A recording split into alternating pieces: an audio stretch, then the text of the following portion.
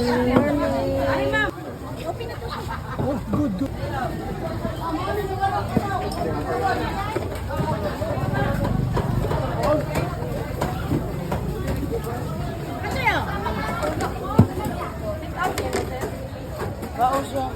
Balik lang ka na, taga-shoot pa ko.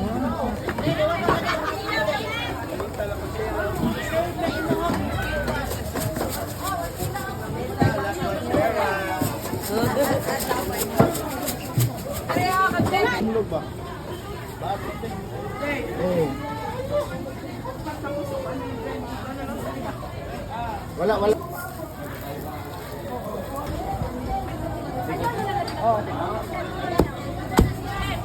Hi, Mamita!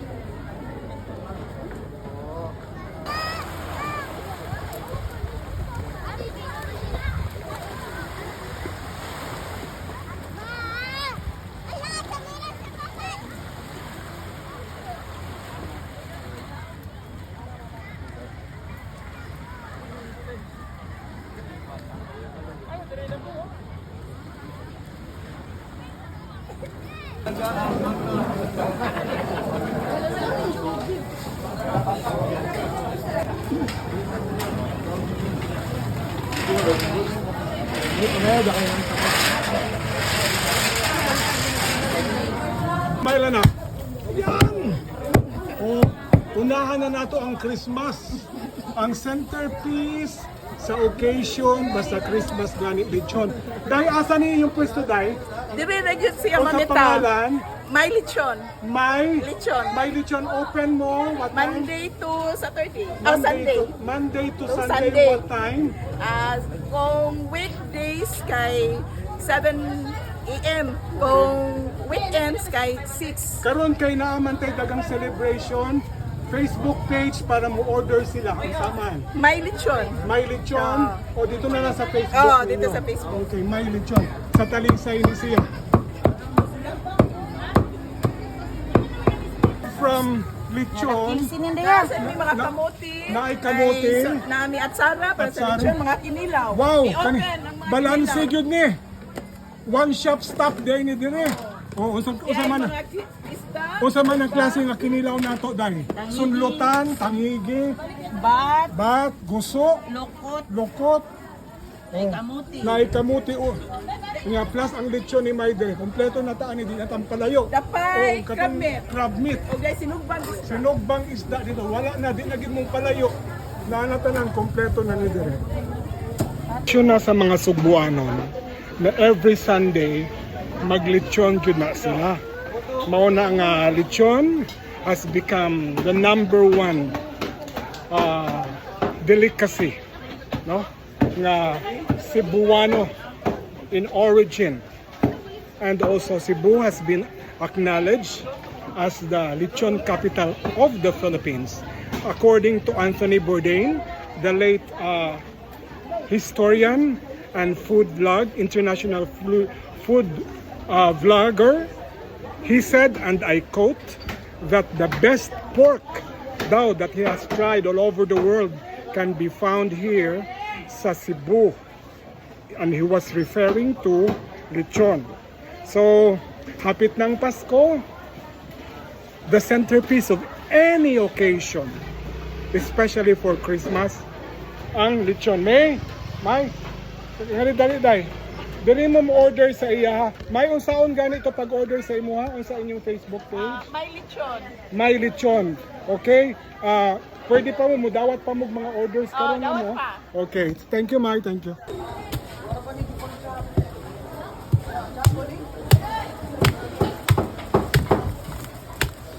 That's mine. Pila ka kilos ni Mai? Estimate mo. 20 Mamita. 20 kilos. Good kaayong lechon, no? Ano, hilas na sila kumukaon lechon. Dili na nila kinahanglan og Mang Tomas.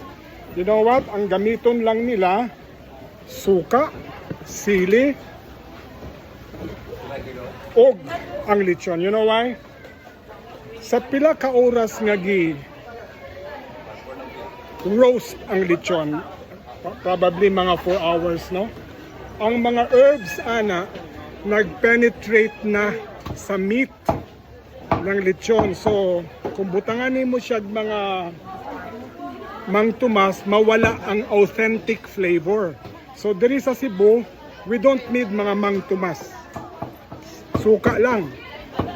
Then mas ma-appreciate nimo ang taste, the exquisite taste ng lechon, labi na sa Talisay, because ang Talisay ang origin ng lechon diri sa Cebu way back in 1927. And you know who discovered lechon as an option, no, sa mga pagkaon nga mga roasted? Dili lalaki ha, babae ang nakadiscover sa lechon as a form of business.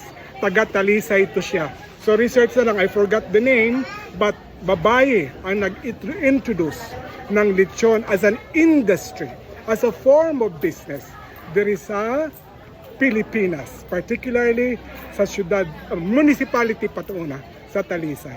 Sausaw sa suka.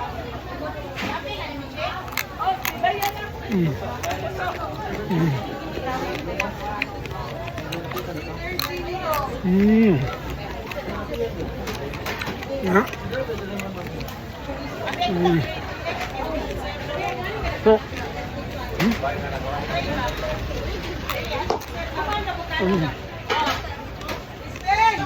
Sausaw lang ang suka. Haven't you noticed? Walay fat. Ilang po? Ay, ate po ay lechon TV.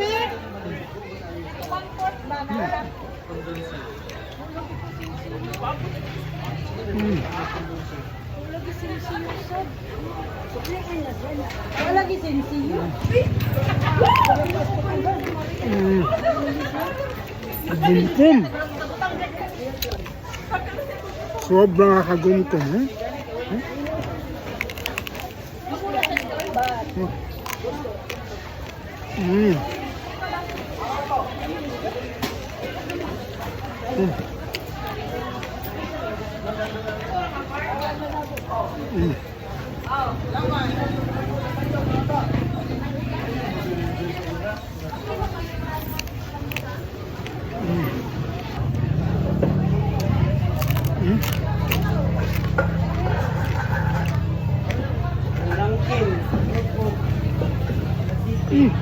Kagumkum kaya.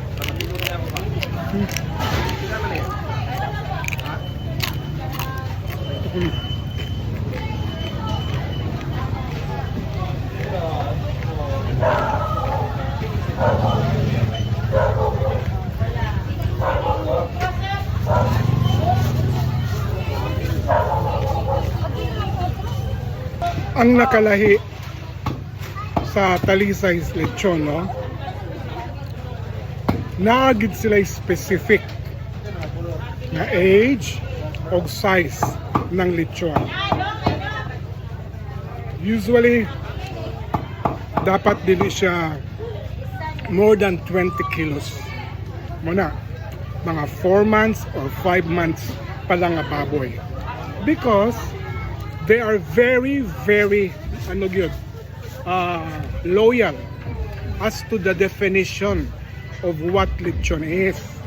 Ang meaning na lechon is a Spanish word which means a suckling pig. Gamay nga baboy nga lechonon. Muingon ka nga suckling pig, dili ka ng mga tigulang na nga baboy nga murag anay na nga imo ilechon. Nga makita nako sa ubang mga probinsya nga mga dagko nga mga baboy ilang lechonon, no. That's not the exact lechon, because as I said, ang definition ng lechon is a suckling pig. Mura siya lechon de leche. Mauning mga lechon diri sa Talisay, mga gagmay pa siya. Kay mao man na siya ang definition yun. In reality.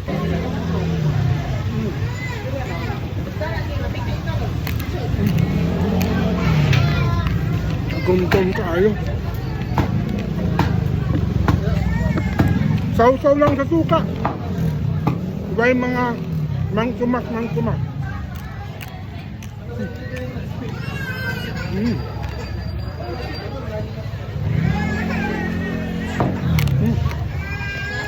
Naku.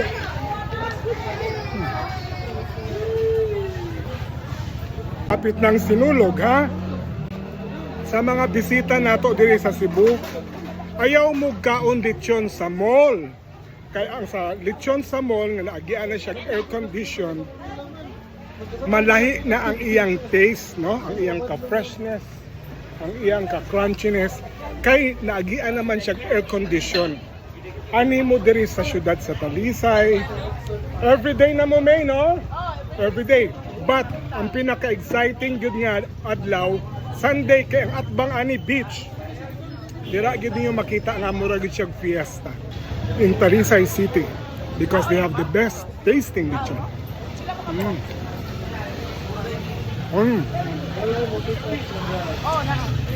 Stop. Enough. Aside from lechon, naasad sila yung dugo. Yan. Oh. Diba? Lami kain sila dugo kay mao man ni ang byproducts na lechon, no? Oh, gaaso-aso pa, oh. No. Rap.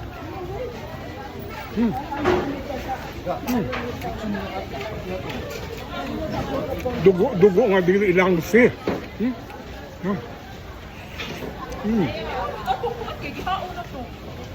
Lami kay ning dugo ipares sa puto.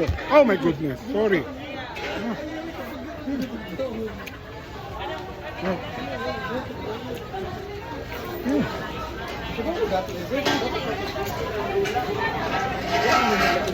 Gamay lang yun kay mahadlo ko nga magka-gout. Kay lamang loob man siya. Gamay lang. Satisfy lang ako taste bud. Sarap. Kung naata sa Talisay, guba gyud ang diet nato. Yeah. Ga-diet man gyud ta, at the same time, we are not as spring chicken anymore. So bantayan gyud nato atong gikaon. For the last food trip nako sa Talisay, kay ang Talisay duol man gyud ni sa dagat na ay mga labas nga mga isda, tangigi, oh. Nya kamote pa, kinilaw na tangigi plus kamote.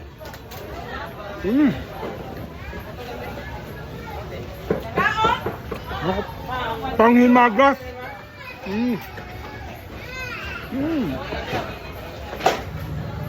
Pawala sa bidli ng lechon ganiha, no? Kaya bidli man to, baboy.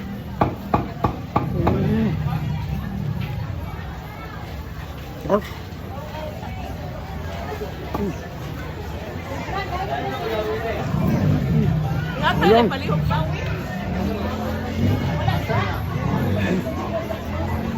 Oh, i-dip lang nimo ang kamote, oh.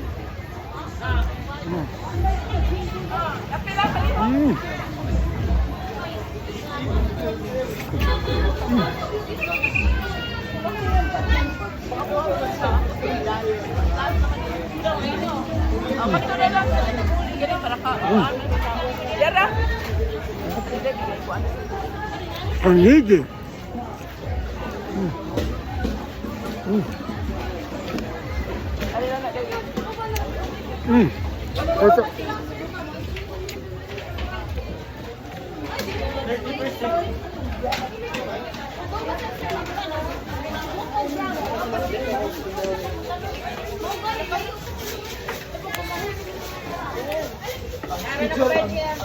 Kani, pila ka kilo ni? Gamay ra ni siya. Gamay niya siya. Oh. Estimated na to 15 to 18 kilos, no? Pwede mo mag-order kang may ani ha katong Facebook niya. May lechon.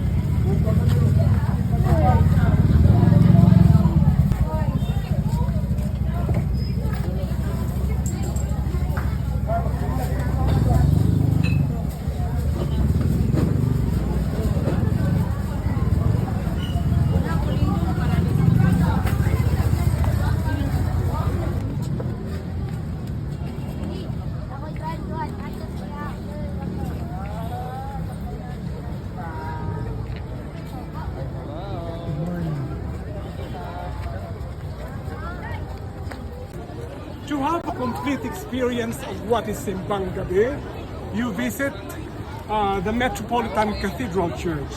Aside from going to a world-class Patria de Cebu, Bangaw will be here to welcome you all. This is a charity and voluntary presentation and religious practice of Barangay Tipadilla. You still have few days to go before the actual date of Christmas Eve. The Three Kings here in the Metropolitan Cathedral. Thank you very much sa volunteerism and the spirit of charity from Barangay Tipadilla. By the way, ang Barangay Tipadilla mo serve na sila glugaw. I don't know if until today naagihapon ng ilang practice. Sa Barangay Tipadilla, you have enhanced the spirit and the experience of Christmas holiday. Guys, ang Three Kings, say hello. And say Merry Christmas. Merry Christmas. Okay, thank you. Morning mga kalapwatsera. Update na ako niya sa katong gipanghatag na ako ng mga sinina. Ang nabilin na lang ang mga pulos na lang ni siya mga pants. Kay nakuha na itong mga shirt. Oh, this was my body before. Oh, dako kaayo ko itong una. So kung kinsang tambok dira, nakasya pa ni, or you are living here in Cebu, kani, of course, usa pa ka bag nga bathing suit. Kaning bathing suit, mga gagmay ni siya, kay mga recent na ni. Pero kani, just imagine ang ako waistline to una, oh. I-compare ka ron. Diba? But you can have this, kanang mga tambok na ko nga mga followers, daghan pa ni nga mga pants. Kung uban ng mga sinina, mga shirt, short, na-distribute na nako. But we still have here para sa mga kanang mga dagko. Ayaw mo ka-worry. Pag dagko mo, pag musulot mo, ani mo, gamay good mo. Promise. Okay? Bye-bye. Hello, good morning mga kalakwatsera. Blessed Sunday. On my 5th day coverage sa Simbang Gabi, naata sa poblasyon Talisay, sa May Lechon. Ma'am, say hello ma'am. Hello. Yan, may lechon niya sa poblasyon food park. Ang iya giandam sa kuha, lami ang lechon. Lechon sa Talisay, kunya naapatay puso. Mao man gid ang pares. Lechon o puso. Nya at sara. Then kinilaw na tangigi. Apila na lang pud nato. Steamed na kamote. Partner gihapon na sila tangigi o kamote. Diri ni sa syudad sa Talisay, oh. Lami kayong lechon. Uban ni si Mamita kay mga untaog lechon diri sa syudad sa Talisay. Wow!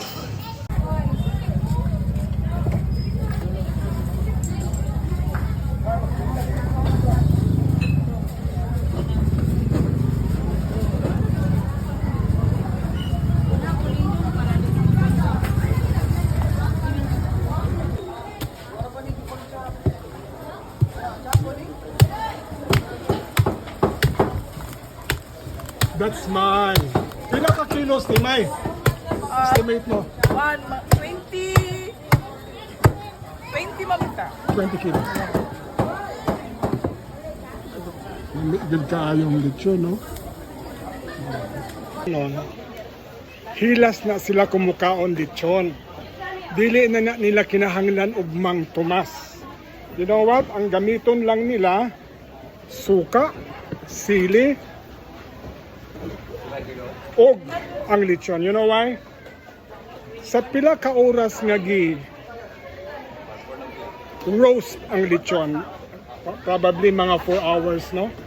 Ang mga herbs, ana, nag-penetrate na sa meat ng lechon. So, kung butanganin mo siya mga Mang Tomas, mawala ang authentic flavor.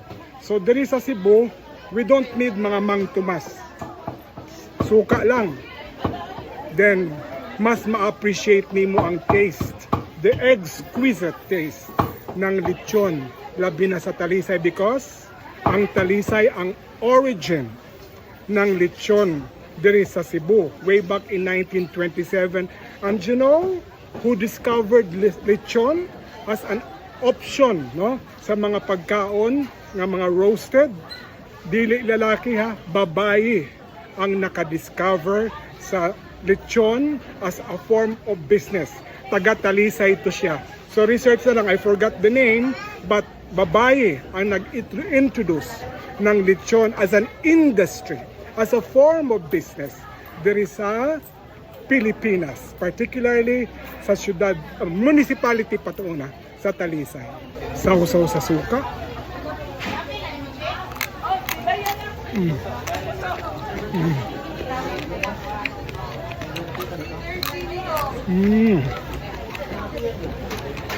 Nga. So,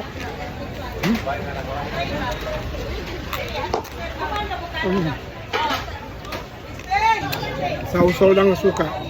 Haven't you noticed? Walay fat. Ilang po? Ay, ate, kuha lechon, TV.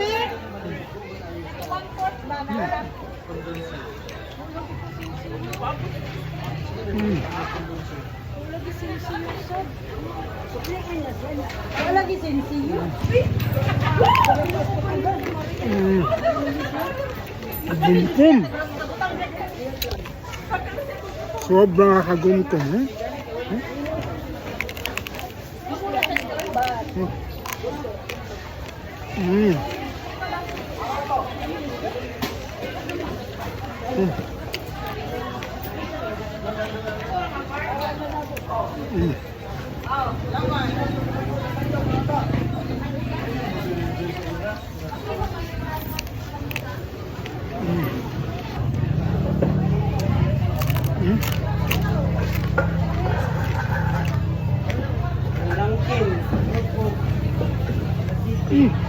Kagumkum kaya.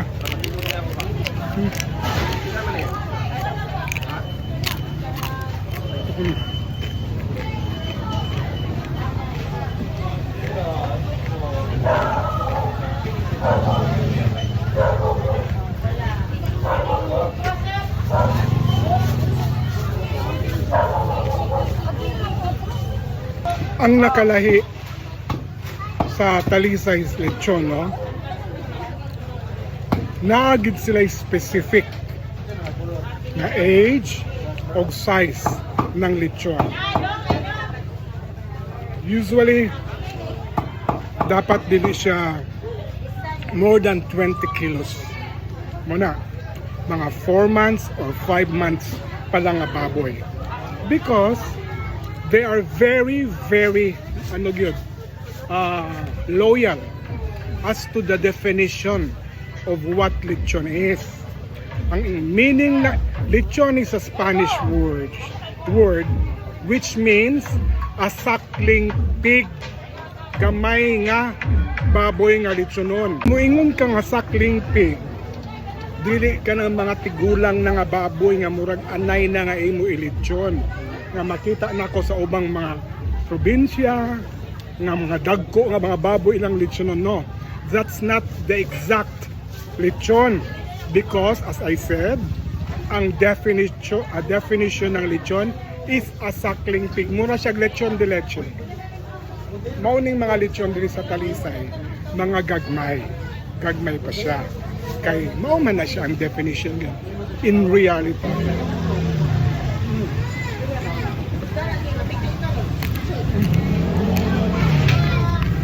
Gumgum kayo. Sausaw lang sa suka. Iba yung mga mangkumak.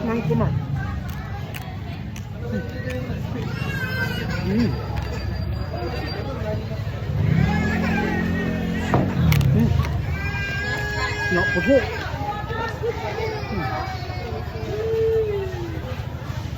Kapit ng sinulog, ha? Sa mga bisita nato diri sa Cebu, ayaw mo kaon lechon sa mall. Kaya ang sa lechon sa mall, nga naagian na siya air condition, malahi na ang iyang taste, no? Ang iyang ka-freshness, ang iyang ka-crunchiness, kay naagian naman siya air condition.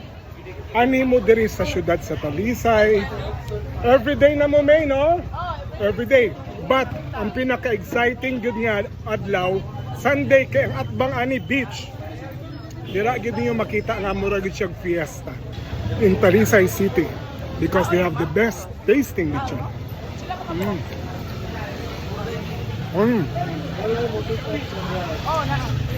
What? Enough.